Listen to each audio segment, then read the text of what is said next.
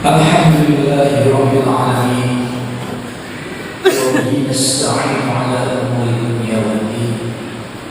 اشهد ان لا اله الا الله وحده لا شريك له الملك الحق واشهد ان محمدا عبده ورسوله صلى الله عليه وسلم. اللهم فصل وسلم وبارك على سيدنا محمد وعلى آله وصحبه أجمعين أما بعد. فيا أيها الحاضرون أوصيكم ونفسي بتقوى الله فقد فاز المتقون. فقال الله تعالى في كتابه الكريم في سورة الأنعام الآية 8: أعوذ بالله من الشيطان الرجيم بسم الله الرحمن الرحيم ربنا لا تزغ قلوبنا بعد إذ هديتنا وهب لنا من لدنك رحمة إنك أنت الوهاب. Shadaqallahul adzim. Hadirin sidang Jumat rahimakumullah, dengan mengucap alhamdulillahirabbil alamin, kita haturkan, kita sanjungkan puja dan puji serta syukur kita kehadirat Allah Subhanahu wa taala atas limpahan nikmat-Nya kepada kita semua, terutama nikmat iman, nikmat Islam dan nikmat kesehatan, sehingga pada hari ini kita diberikan kekuatan, tekad, kebulatan niat untuk hadir di majelis salat Jumat yang insya Allah dimuliakan ini. Dengan mengucap Allahumma shalli ala sayyidina Muhammad wa ala ali sayyidina Muhammad, kita haturkan, kita sanjungkan rasa cinta dan rasa takzim kita kepada sosok manusia agung, manusia sempurna Nabi Muhammad sallallahu alaihi wasallam beserta para keluarga, para sahabat dan para pengikutnya yang setia kepada Islam.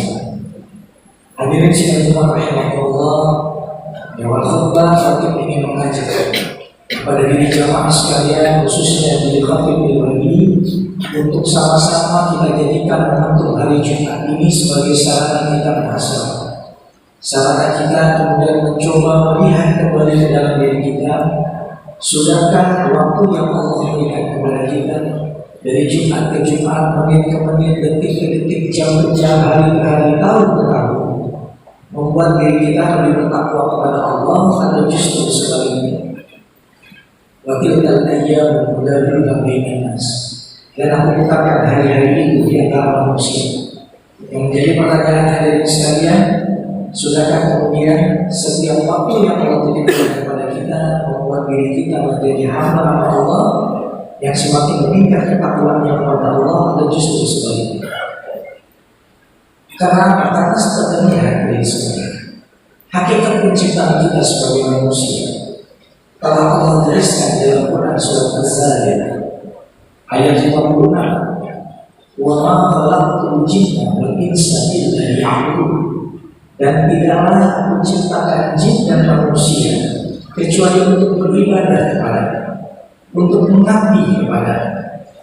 Jadi apapun bentuk ibadah yang kita lakukan semata-mata merupakan satu bentuk penghambaan kita kepada Allah Azza wa Jalla.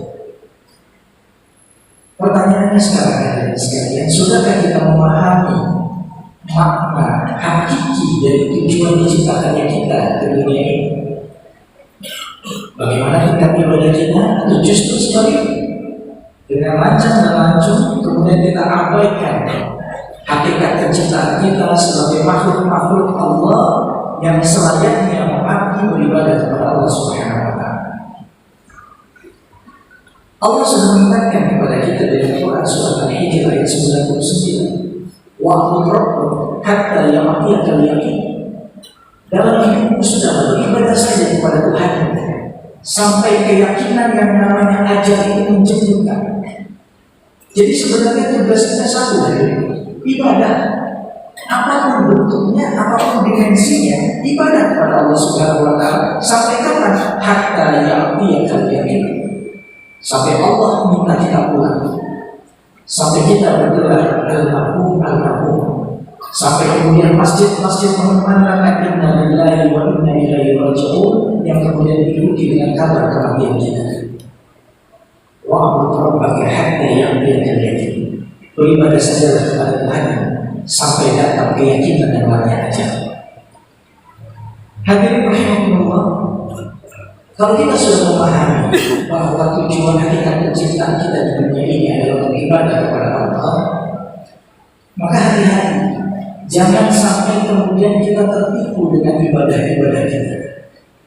Jangan kemudian ibadah-ibadah yang kita lakukan itu justru bisa rusak diri sekalian. Ulama mengajarkan agar setiap aktivitas ibadah kita itu diiringi dengan sikap roja wal khauf. Roja itu adalah sebuah pengharapan agar setiap ibadah kita Allah terima, Allah lihat. Dan ibadah kita juga harus diiringi dengan sikap khauf, sikap khawatir. Jangan-jangan ibadah kita ini tidak Allah terima. Sudahlah capek kita sholat, sudahlah capek kita sholat, tapi Allah tidak terima. Dan yang lebih mengerikan lagi hadirin sekalian, ada hal-hal yang kemudian akan merusak amal ibadah kita. Hadirin, masing-masing kita itu memiliki potensi ibadah. Ada orang yang sholatnya rajin tapi sholat puasa sunnahnya jarang. Ada yang puasanya hebat tapi sedekahnya lemah. Oleh karena itu kenali potensi ibadah kita masing-masing. Yang celaka adalah kalau kita tidak tahu ibadah yang bulan kita apa. Sholatnya nggak benar, tidak tepat waktu, puasanya juga acak-acakan dan lain sebagainya. Hadirin rahimahullah, ada beberapa faktor yang kemudian bisa merusak ibadah kita. Dan ini layak kemudian menjadi pertemuan kita di jihad terakhir di tahun 2020 ini. Apa saja? Ibadah kita bisa rusak. Yang pertama adalah kata salahnya. Rasulullah SAW mengingatkan kepada kita, innamal a'malu binniyat, bahwa sesungguhnya setiap perkara itu bergantung pada niat. Wa innamal likulli imrin ma nawa. Dan kita akan mendapatkan balasan atas perbuatan kita sesuai dengan niat kita atas perbuatan tersebut.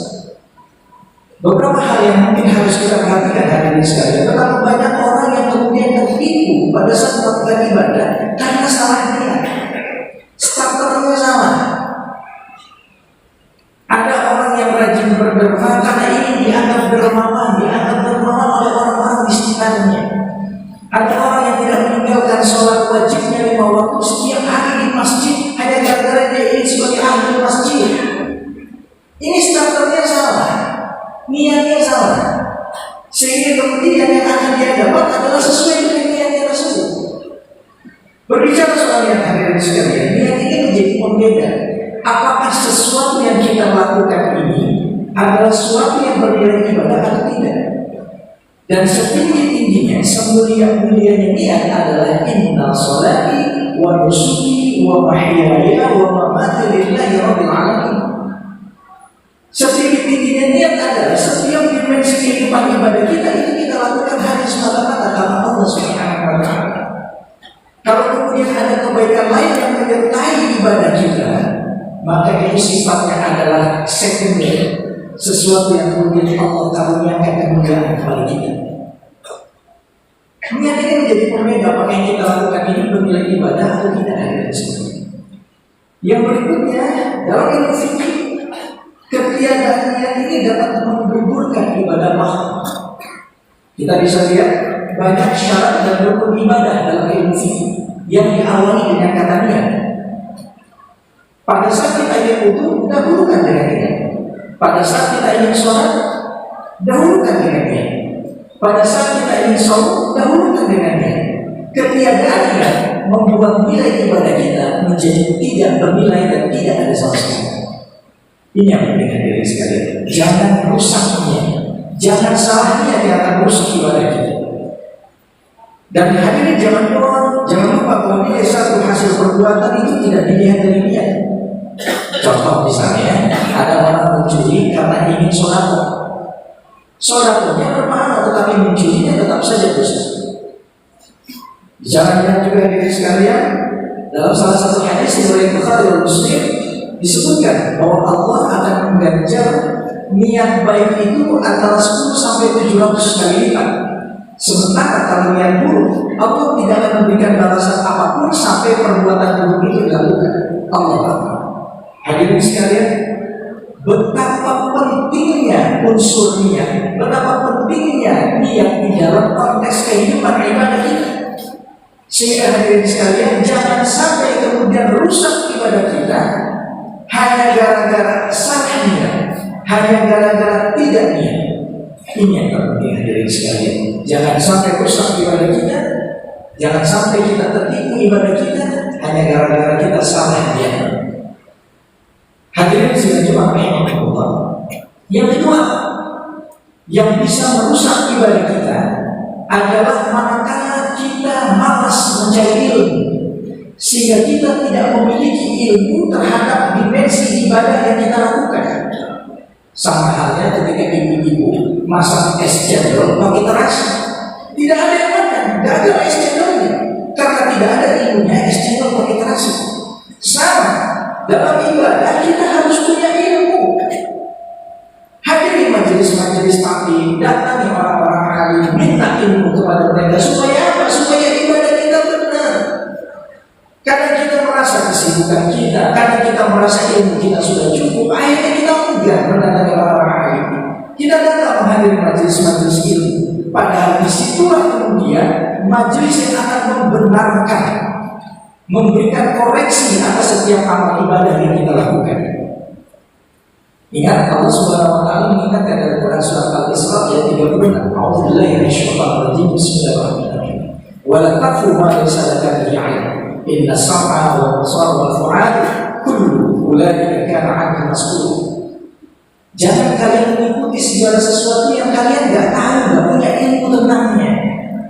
Karena sesungguhnya mata kalian, pendengaran kalian, hati kalian itu akan dimintakan pertanggungjawaban oleh Allah Subhanahu wa taala. Ini yang kedua hadirin sekalian. Dalam ibadah ada kaifiat-kaifiatnya, ada syarat-syaratnya, ada rukun-rukunnya yang harus kita ikuti secara fikih. Ketiadaan ilmu hadirin sekalian ini akan membuat rusak ibadah kita. Bahkan bisa jadi ditolak, tidak diterima. Syekh Imam Ahmad bin Ruslan dalam Nazm Zubat mengatakan, wa kullu man bi ghairi 'ilmin ya'malu 'amaluhu maqdudatun la tuqbal. Setiap orang yang melaksanakan amal, yang melaksanakan perbuatan, yang melaksanakan ibadah tanpa didasari dengan ilmu, maka ibadah itu, amal itu tertolak, tidak diterima. Salat yang tidak didasari ilmu tertolak, saum yang tidak didasari ilmu tertolak. Ini yang akan merusak ibadah kita. Tidak punya ilmu hadirin sekalian. Bahkan orang yang berbingung ini mendapatkan tempat istimewa.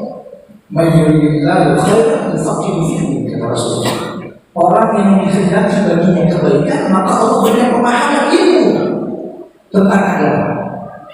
Nah, hadirin sekalian, di momen pergantian tahun ini, bahkan setiap hari harus kita melakukan ibadah kita sudah benar atau tidak? Ibadah kita sudah sesuai kaifiat dan syarat yang ditentukan atau tidak? Ibadah kita sudah sesuai syariat atau tidak? Ibadah kita itu sudah masuk ke dalam hakikat atau tidak? Yang kedua, kerusaknya ibadah kita karena kita tidak punya ilmu. Yang ketiga hadirin sekalian, yang bisa merusak ibadah kita adalah perbuatan yang kita lakukan setelah amal, perbuatan yang kita lakukan setelah ibadah. Ada 4 hal yang seperti tersembunyi hadirin sekalian, yang kita kenal dengan riya, sum'ah, ujub, dan takabur.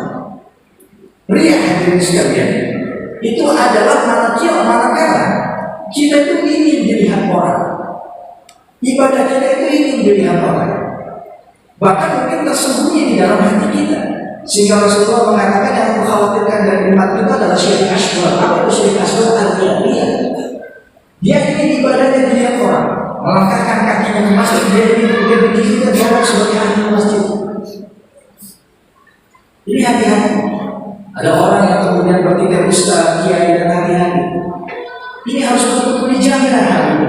Kenapa? Karena kita itu akan merusak dirinya nanti. Kalau kemudian dia tidak mampu menjaga hatinya dari perbuatan-perbuatannya. Riya, ujub, sum'ah, dan takabur. Riya hadirin sekalian, bagaimana kemudian kita ingin beribadah itu karena ingin dilihat oleh orang lain. Maka dalam salah satu hadis Rasulullah SAW menceritakan Ada orang yang kemudian beribadah seadanya, sholat seadanya, tetapi kemudian ketika dilihat oleh orang lain dia meneruskan bacaannya. Nah ini hati-hati, rusak ibadah karena dia hadirin sekalian. Yang kedua sumpah. Sumpah ini adalah pamer dalam bentuk perkataan. Saya alhamdulillah Allah kasih rezeki banyak, sehingga setiap pembangunan masjid saya sumbang masing-masing 15 M misalnya seperti itu. Ini sampai lupa bahwa ini termasuk bagian dari sumpah. Dia ingin amalannya itu diketahui melalui ucapan. Ya, saya cuma hanya lulusan pesantren mana. Ini hati-hati sekali. Hati-hati sekali amal kita rusak gara-gara sikap sumpah. Yang ketiga ujub. Ujub itu dalam hati, membanggakan diri kemudian melihat orang lain atau melihat dirinya itu paling mulia. Perasaan tidak ada orang yang rajin ke masjid seperti saya. Perasaan tidak ada orang yang peduli sama masjid seperti saya. Perasaan tidak ada orang yang sholat setiap hari seperti saya. Ujub hati-hati merusak ibadah kita. Dan ada juga takabur. Takabur ini adalah sikap merendahkan orang lain. Melihat orang lain itu tidak lebih baik dari dirinya. Melihat orang lain itu berada di bawah dirinya. Coba itu lihat sholatnya kayak begini, coba itu lihat dermanya kayak begini. Itu pasti orang korupsi dan lain sebagainya. Ini rusak ibadah kita. Jadi ada 3 hadirin yang merusak ibadah kita. Yang pertama salahnya, yang kedua tidak punya ilmu, dan yang ketiga adalah perbuatan kita setelah amal atau perbuatan ibadah itu kita lakukan. Dalam salah satu hadis Rasulullah SAW diriwayatkan oleh Bukhari, Rasulullah mengingatkan, "Man sama'a Allah bihi, wa man yura'i bihi." Barang siapa yang memperdengarkan ibadahnya atau mempertontonkan ibadahnya, maka satu saat kelak Allah akan memperdengarkan dan mempertontonkan bahwa ibadahnya itu dilakukan bukan karena Allah. Masya Allah, subhanallah. Jangan sampai kita rusak ibadah kita hanya gara-gara sifat-sifat seperti ini hadirin sekalian. Hadirin,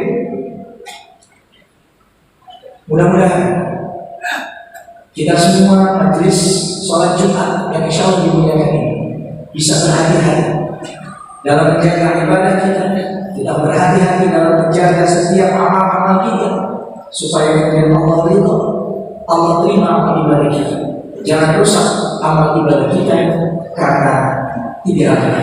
Masih banyak hal yang lain merusak ibadah kita, tapi tentunya barangkali di majelis khutbah ini tidak cukup waktu untuk kita bahas satu-satu. Tetapi setidaknya waktu ini mengingatkan 3 hal yang seringkali tidak kita sadari. Yang pertama, niat kita yang salah. Yang kedua, kita tidak punya ilmu. Dan yang ketiga, adanya perbuatan hati kita setelah amal itu kita lakukan yang bisa kita sebut dengan riya, sumpah, ujub, dan takabur. Mudah-mudahan kita semua terhindar dari hal-hal yang bisa merusak ibadah kita. Barakallahu li wa lakum fil Qur'anil Karim wa nafa'ani wa iyyakum bima fihi min al-ayati wa dhikril hakim wa taqabbal minni wa minkum tilawatahu innahu huwal ghafurur rahim.